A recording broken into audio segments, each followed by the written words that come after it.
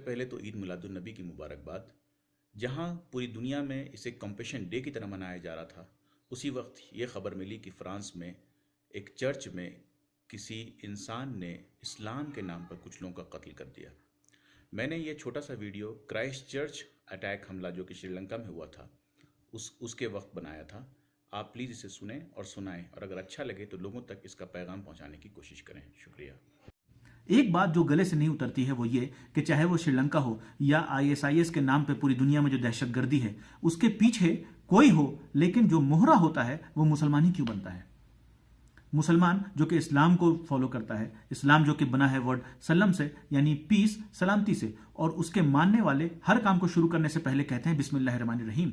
वो अपने रब की बात करते हैं और कहते हैं वो बड़ा रहीम है, रहम करने वाला है। वो नहीं कहते हैं कि वो बड़ा गजब करने वाला है, वो नहीं कहते हैं वो बड़ा गुस्सा करने वाला है, वो लोग कहते हैं वो बड़ा रहम करने वाला है। तो ये सोचने का मुकाम है कि जिसकी बुनियाद ही पीस हो और जिसकी शुरुआत ही जो है रहम के नाम से हो, आखिर जो है वो कैसे इस तरह की साजिश का हिस्सा बन जाता है जहां पे बेगुनाहों को मारा जाता है। वो मजहब जिसकी किताब में बाज़ाब्तगी से ये लिखा है कि अगर तुमने किसी बेगुनाह को कत्ल किया तो ऐसा लगता हो मानो पूरी इंसानियत का कत्ल कर दिया हो। और जो है एक सूरह बकरा में 190 से लेकर 194 तक सिर्फ इसी बात का जिक्र है कि तुम पे जंग जो है कब जायज़ है। जंग करने का हुक्म तभी दिया गया है जब तुम्हारे ऊपर कोई जुल्म करे, कोई ज्यादती करे, और उस हालत में खूब अच्छे से लड़ो, बहादुरी से लड़ो, और यहां तक लड़ो कि वो हार जाए। लेकिन जब वो हार जाए या जब वो पीछे हटे या जब वो सरेंडर कर जाए तो फिर कहा गया है कि उससे रहम से काम लो, उसको माफ कर दो। और ये हमेशा मना किया गया है कि बिना उकसावे के किसी पे हमला करो। तो जिस मजहब की किताब ये कहती हो और जिसका रसूल ये कहता हो, आप सल्लल्लाहु अलैहि वसल्लम ने ये फरमाया कि लोगों ने पूछा कि कौन सा मुसलमान अच्छा है, तो उन्होंने ये कहा कि जिस मुसलमान के हाथ से और जिसके मुंह से एक आम आदमी महफूज रहे वो मुसलमान अच्छा है, यानी वो जालिम ना हो। और फिर ये फरमाया कि जो भी कभी किसी गैर मुसलमान यानी नॉन मुस्लिम को अगर बेजा कोई कत्ल करता है तो जन्नत की खुशबू उसको छू भी नहीं सकती है। मतलब जन्नत का दाखला तो दूर छोड़िए, जन्नत की खुशबू भी नहीं छू सकती है।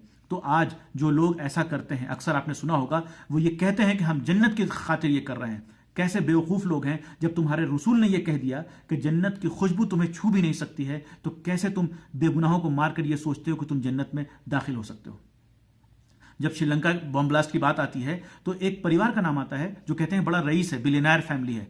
तो मेरा अफसोस और भी बढ़ जाता है कि जब वो बिलियनर था, वो चाहता तो वो मदर टेरेसा बन सकता था, वो चाहता तो अब्दुल सत्तार ईदी बन सकता था, जिसको हम कहते हैं कि ambulance man of the world कहा जाता है। वो चाहता तो मनसा मूसा बन सकता था। मनसा मूसा जो कि माली का बादशाह था और कहते हैं कि दुनिया का सबसे रईस इंसान था। जब वो हज को चला था 60,000 लोगों के साथ, माली से मक्का गया था, उसने रास्ते में जो भी गरीब मिला था उसको जो है सोना बांटा था। तो ये जो है चैरिटी का एग्जाम्पल था। और जब हम जानते हैं कि चैरिटी जो है one of the pillars of the Islam है, और एक सूरह है, सूरह मैदा में एक आयत है जिसमें कहा गया है, जिसमें अल्लाह ताला फरमाता है, हम चाहते तो तुम्हें एक कौम बना देते, लेकिन हमने तुम्हें अलग अलग कौमों में पैदा किया है ताकि तुम कंपटीशन रखो एक दूसरे से। किस बात का कंपटीशन? लड़ने का नहीं, मरने मारने का नहीं, बल्कि कंपटीशन इस बात का रखो, अच्छाई का कंपटीशन रखो। वो अगर अच्छा करे तो तुम उससे अच्छा बढ़ के कोशिश करो बनने की। यानी अगर वो मदर टेरेसा जो है पैदा करते हैं, तुम भी मदर टेरेसा जैसा बनने की कोशिश करते तो इस्लाम का एक नाम होता। लेकिन अफसोस, तुम मरहम तो ना बन पाए, लेकिन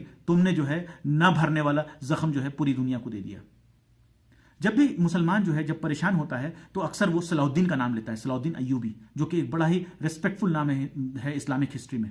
जब वो कहता है या खुदा भेज दे सलाउद्दीन कोई, तो जब भी हम सलाउद्दीन अय्यूबी की बात करते हैं, एक ऐसा इंसान, एक ऐसा मिलिट्री कमांडर जो कि जाना जाता है जेरूसलम पे, जिन्होंने जो है कब्जा किया था।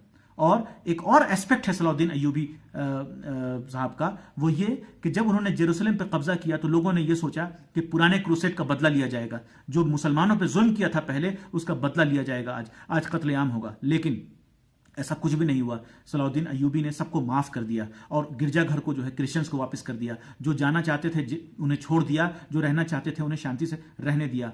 तो आखिर जो है ये जो है क्यों किया उन्होंने जो है अपने दिल से ये काम नहीं किया, बल्कि जो है उन्होंने जो है सूरह अल इंसान की एक आयत को जिंदा कर दिया ये करके।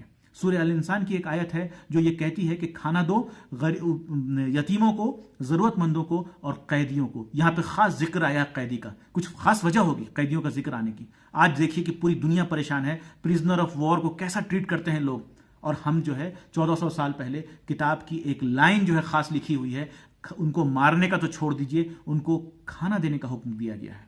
تو یہ سوچئے کہ یہ کس طرح کی جو ہے باتیں کہی گئی ہیں اور ہم کیا دیکھنے کو مل رہا ہے، اور آج جو ہے اسلام کو جو ہے دہشت گردی سے جوڑا جا رہا ہے۔